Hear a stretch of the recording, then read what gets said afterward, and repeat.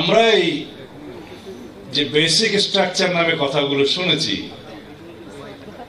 Basic স্ট্রাকচারের দোহাই দিয়ে যে কেয়ারটেকার সরকারকে এবলিশ করা হলো, কাজল একটা কাগজ আমাকে লিখে দিয়েছে এখানে যে ভাই basic structure will of the people article 106 and article 112 সম্পর্কে কিছু বলবেন।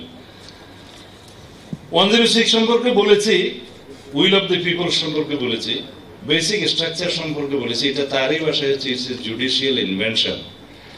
What is basic structure of the constitution?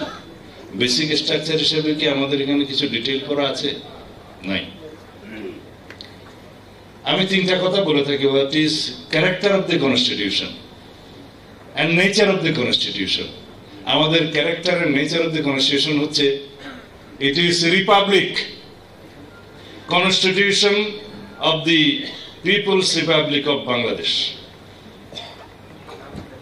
Race পাবলিকা যেটা থেকে শুরু হয়েছে, যে জনগণের বিষয়, এস্টা কার্ড দিয়ে এটা রিপাবলিক হয়েছে, ইটালিয়ান অরিজিন। জনগণের সংবিধান মানে জনগণের বিষয়। এই রিপাবলিকের বেসিক স্ট্রাকচার রাজতন্ত্র আছে নাকি? নাই, জনগণের বিষয়। সুতরাং জনগণের বিষয় মানে ডেমোক্রেসি।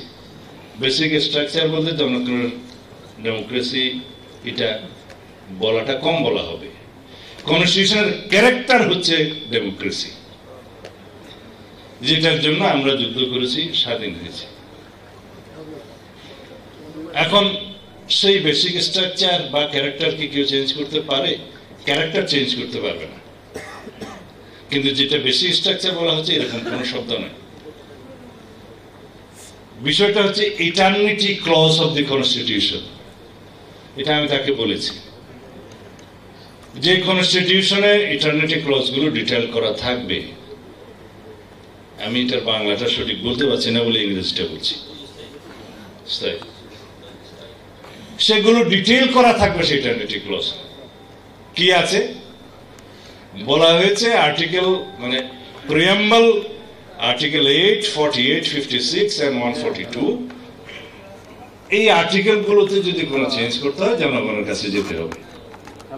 ওইটা জনগণের অভিপ্রায়, ওইটা রেফারেন্ডাম করতে হবে। 142 যেটা শেখ হাসিনা উড়িয়ে দিয়েছিল, এখন রিইনস্টেট হয়েছে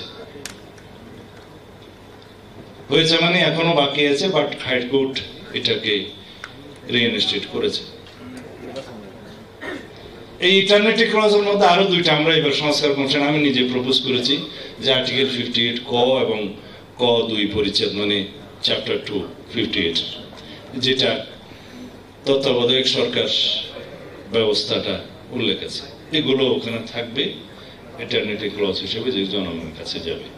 তো এই যে বেসিক স্ট্রাকচারের মতো একটা জুডিশিয়াল ইনভেনশন ওয়ার্ড করে, দুইটা ওয়ার্ড করে, জাস্টিস খায়রুল হক বাংলাদেশে গণতন্ত্রকে এবলিশ করে দিল এবং একটা গণ অভ্যুত্থান সংগঠিত হলো, যার মধ্য দিয়ে হাজার হাজার মানুষের জীবন গেল। এটার নাম কি বেসিক স্ট্রাকচার উদ্ধার করা? বেসিক স্ট্রাকচার উদ্ধার করার নাম দিয়ে এটা হয়েছে। সুতরাং ডেমোক্রেসি কিভাবে ফাংশন করবে সেটা ডিসাইডেড হবে সেই দেশের জনগণ কিরকম চায়।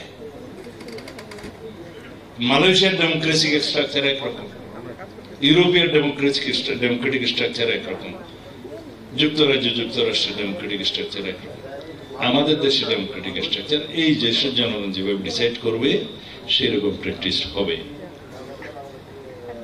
এখন বলা হয়ে থাকে ডেমোক্রেসির ফাংশন মানে যেটা সংজ্ঞা, ডেফিনিশন, এটা কি ওয়ার্ল্ড ওয়াইড এক নয়?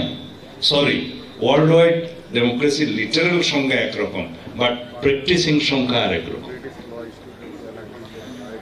যাই হোক, এটার উপরে আমার বক্তব্য শেষ, এর বেশি বলতে চাই না।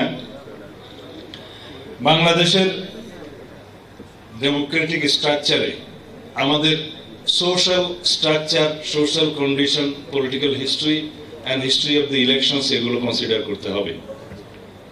সেই জন্যই বলি যে এই দেশের জনগণ লাস্ট জরিপ একটা বেরিয়েছে, বলছে যে 56% জনগণ পিআর কি বুঝে না। তার আগে আরেকটি সংগঠন থেকে একটা জরিপ দিয়ে বলছে 70% লোক নাকি পিআর চায়। তাহলে 56% জনগণ যদি পিআর কি সেটা নাই বুঝে 70% আপনারা কোথায় পেলেন যে পিআর চায়? এই সমস্ত বিভ্রান্তিকর বক্তব্য দিয়ে জাতিকে বিভ্রান্ত করা ঠিক নয়। যাদের উদ্দেশ্যে বলছি তারা নিশ্চয়ই বুঝতে পারছে।